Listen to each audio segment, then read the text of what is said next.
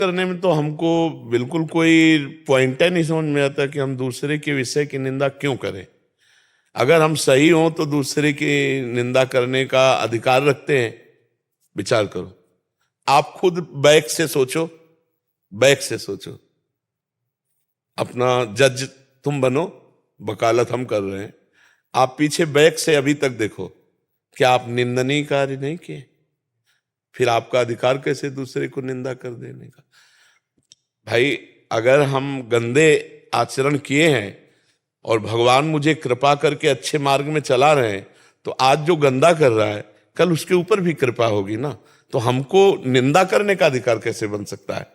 और अच्छे जब हो जाएंगे तो सच्ची अच्छाई ये है कि उसमें किसी को दोष दर्शन ही नहीं होगा, तो दोनों प्रकार से निंदा नहीं बनती। जो हमें चाहिए वो है नहीं, और जब वो आ जाएगी तब किसी में दोष दर्शन होगा नहीं। उमा जे राम चरण रत विगत काम मद को और निज प्रभु में देखे जगत। जब अपने प्रभु को देखोगे तो निंदा क्या करोगे? असली अच्छाई यही है, सब में प्रभु को देखना।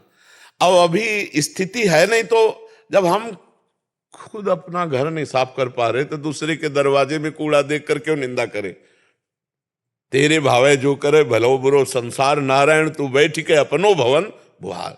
दूसरे की निंदा करने जैसा कोई भी पाप हमारे हृदय को मलिन नहीं करता। पर निंदा के किए ते आवत नहीं कछु हाथ, मूर्ख पर्वत पाप को ले चल अपने साथ। और कहीं भक्तन निंदा, तो भक्तन निंदा अति बुरी भूल करो जिन कोय, किए सुकृत बहु जन्म के क्षण में डाले को। साधु अवज्ञा तुरंत भवानी कर कल्याण। हमें क्या लेना देना? हमको अपना काम बनाना है, अपना घर साफ करना है, और अपना जैसा चश्मा होता है वैसे ही हमको रंग दिखाई देता है। अगर हमारा चश्मा अच्छा हो जाएगा हमें सब अच्छे दिखाई देंगे। सच्ची मानो, हमें कोई भी पापी या दुष्ट नहीं दिखाई देता। क्यों? अगर पाप और दुष्टता है तो हमें पापी दुष्ट दिखाई देगा, नहीं तो सब हमको यही लगता है कि हमारे भगवान इन रूपों में आए, मेरे भगवान इन रूपों में दर्शन देने आए और हमारे को बोलने का सौभाग्य दे रहे हैं प्रश्न करके। ऐसा नहीं कि आप अज्ञानी आए हो, नहीं, हमारे भगवान इन रूपों में आकर हमें बोलने का सौभाग्य दे रहे हैं, प्रश्न करते हैं और बैठकर श्रोता बन करके सुनते हैं। जैसे संदीपनी जी के सामने बैठ के सुनते, मेरे भगवान इतने रूपों में बैठे हुए हैं। और अगर हम दोष दर्शन करेंगे तो भगवान को नहीं देख पाएंगे, माया के गुणों को देखेंगे। तो जब माया के गुणों की बात आई तो प्यारे, कोई भी ऐसा सृष्टि में नहीं बना शरीर जो दो से न बना हो, पाप और पुण्य दोनों से। और जब पाप पुण्य से बना है तो क्रियाएं भी दो ही प्रकार की होती हैं, पाप और पुण्य की। अब जो त्रिगुणातीत हो गए हैं उनकी बात अलग है, लेकिन जितना लेवल है त्रिगुण के अंतर्गत, तो घोर पापी से भी पुण्य होता है और बहुत अच्छे पुण्यात्मा से भी पाप बन जाता है। ये सृष्टि का क्रम है। तो हम किसी की निंदा क्यों करें? निंदा करने का तो मतलब कोई सवाल ही नहीं उठता है। इसलिए नहीं उठता है कि जब तक हम उस योग्य नहीं हुए, श्रेष्ठ नहीं हुए, तब तक निंदा करना बनता नहीं।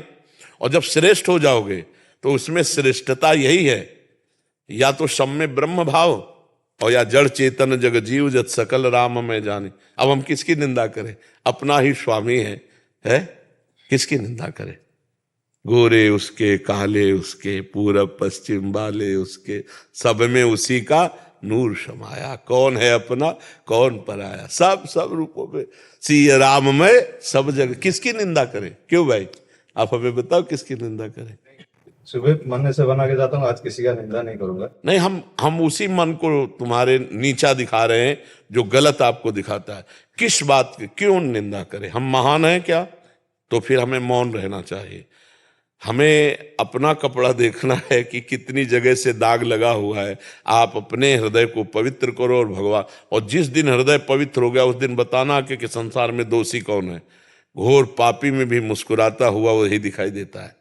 घोर दुराचार परायण गाली दे रहा है, हमें मार रहा है, तो भी उसमें जब गौर से देखो तो वही दिखाई दे। प्यारे, कोई भी रूप तू रखा है, तू ही है, दूसरा कोई नहीं है। पक्का समझ लीजिए, बिल्कुल सच्ची मान लीजिए, वही परमात्मा सब रूपों में खेल कर रहा है। अगर हम दोष दर्शन करेंगे, निंदा करेंगे तो अपनी दुर्गति कर लेंगे। इसलिए सबसे प्रार्थना है, हाँ, जैसे हमारा कोई मित्र है, गलत है, तो हम उसको उसी को केवल पर्सनल, ये भाई देखो हमारी तुम्हारी मित्रता, तुम गलत हो, इसको ठीक कर लो, लेकिन उसके पीछे उसकी बात करना निंदा हो जाएगी। उसी से केवल बात करें। जैसे माता पिता को पुत्र के दोष दर्शन करने का अधिकार है।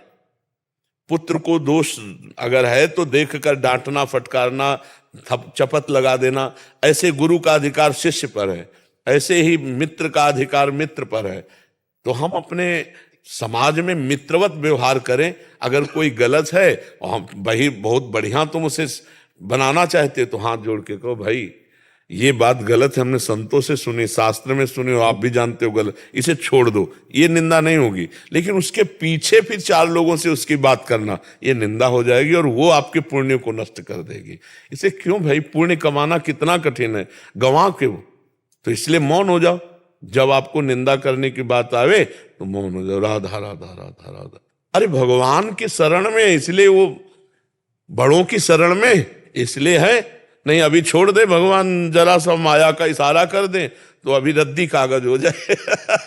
नहीं, नारद जी को थोड़ा आया कि काम विजयी हो, भगवान के पास गए, शंकर जी के पास, बोले हमने काम विजयी किया। इसलिए बता रहे हैं कि उनको क्रोध भी नहीं आया और शंकर जी को क्रोध आ गया था। तो शंकर जी ने कहा बहुत बढ़िया बात है, हमसे तो बता दिए, भगवान से मत कहना जाके। तो उनको लगा ये हमारी प्रशंसा सह नहीं पा रहे हैं। हरि जी के पास गए, सीधे पहली बात यही रखे, भगवान से कहा कि हम काम विजयी। तो भगवान ने कहा आपका काम विजयी होना कोई आश्चर्य की बात नहीं, आपका जो सुमिरन कर ले वो काम विजयी हो जाए। और फुल्लरा बढ़ गया। अच्छा प्रभु, बोले हाँ चलो। और आगे जाके नगर रच दिया भगवान ने माया का। तो वहां लोग बातचीत करे तो बोले, नारद जी ने कहा क्या? बोले एक राजकुमारी का स्वयंवर हो रहा है महाराज के। तो ऐसे गए, अब राजा ने देखा, साष्टांग दंडवत, कुछ नहीं सब माया के द्वारा रचा, साष्टांग दंडवत किया, आओ महाराज नारद जी। अच्छा आप हमें पहचान? हाँ महाराज आपको कौन नहीं पहचानता, आप तो विश्व पूज्य है। नारद जी को सिंहासन पे बैठा ला, लाओ राजकुमारी को। चोई राजकुमारी को देखा, वो विश्व मोहिनी भगवान की माया। नारद जी के ओंठ सूख गए, काम विजयी कह के आए भगवान से, ओंठ सूख गए कि यार मतलब जिंदगी में ब्याह का मन नहीं हुआ, पहली बार देख करके ब्याह का मन हुआ राजकुमार नारद जी। अब वो जो राजा थे उन्होंने कहा महाराज लड़की का हाथ दे के बताओ दूल्हा कैसा मिलेगा। जो ही रेखा देखी सोई कि जो दूल्हा इसका होगा वो अविनाशी, लक्ष्मीपति और सब भगवान के गुण। तो उन्होंने कहा बस अब तो ब्याह पक्का, हम ही करेंगे ब्याह। लेकिन मुझे नारद के रूप में कौन ब्याह करेगा? नारद के रूप में कौन ब्याह करेगा? भागे एकांत में गए। खास बात यह है कि भगवान का इतना माया प्रभाव होने पर भगवान ही उनको अपने लगे। देखो एकांत में गए और कहा कि नाथ जल्दी प्रकट हो, हमारी एक इच्छा है। भगवान प्रकट हो गए। कहा प्रभु इस समय तपस्या के द्वारा वो रूप तो नहीं प्राप्त किया, आपकी कृपा के द्वारा। प्रभु अगर आपका हरि रूप मिल जाए, तो उनको लगा कि भगवान का रूप मिलेगा, फट से जयमाला आ जाएगी। तो कहा एक बात बहुत जोर की निकल गई, जे विधि होए नाथ हित मोरा करो सुबेग। भगवान ने इसी बात को पकड़ लिया, कहा जे विधि होई है परम हित, हित है नहीं परम हित, जाओ तुम्हें हरि का रूप दिया। नारद जी बड़े खुश हो गए, हरि और हरि बंदर को भी कहते हैं। अब वो सभा में गए तो सबको नारद जी दिखाई देते थे। राजकुमारी को 2 शंकर जी के पार्षद थे, उनको मरकट बदन भयंकर। तो राजकुमारी सोचती इतनी सुंदर सभा में बंदर कहां से आ गया। तो उधर माला भी नहीं, तो जिधर जाती नारद जी उचक के उधर जाते, राजा खड़े हो जाते, वहां वो बैठ जाते हैं, क्योंकि सबको नारद जी दिखाई दे रहे हैं। हर कितनी कुर्सी बदल दी, लेकिन राजकुमारी गले में माला किसी के नहीं डाले। इतने में भगवान आ गए राजकुमार बन के, भगवान स्वयं ऐसे मूर्तिमान। अरे भैया तुरंत जयमाला पड़ी और नारद जी को लगा कि यार जिंदगी चली गई, मतलब बहुत दुखी हुए। तो भगवान शिव के पार्षद कहे कि आप बड़े रूपवान हो, बहुत उचक रहे हो, जरा पानी में अपना चेहरा तो देखो। तो जो ही देखा तो बंदर का भयंकर।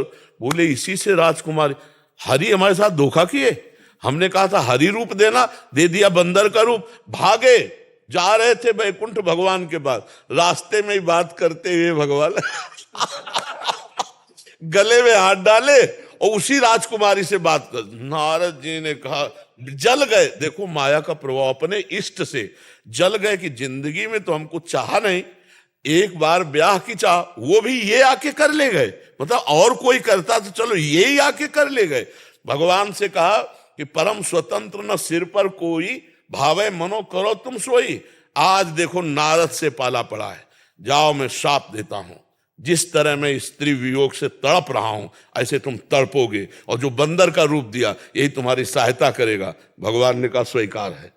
तब हरि माया दूरी निवारी, तहा न रमा न राजकुमारी कुछ ले।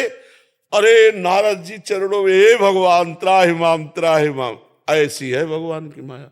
बड़े बड़े सिद्धों को जो है ना नारद जी सिद्धों के गुरु है, तो हम तुम गर्व करें कि मतलब कुछ है, तो आप समझ लो कि क्या दुर्दशा हो जाएगी।